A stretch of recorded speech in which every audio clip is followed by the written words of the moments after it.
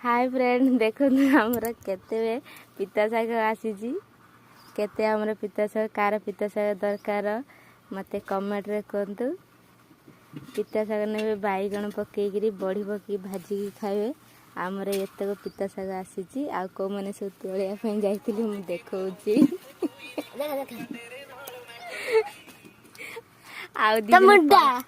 आउ दी जन पलई गले देखंतु एतिकी पूरा सबू उपाड़ी नहीं जाइछंती आ कार दरकार ये पिला कमेंट करंतु ये पिला भी मु छाड़ीमी तमर साग तोड़िया हेले पठेमी तुम घर को तोड़िना जाए आसी खाइबा भी से साग को चिकन का दे खाया और बेसी गपुज आम चैनल को subscribe share like comment bye bye.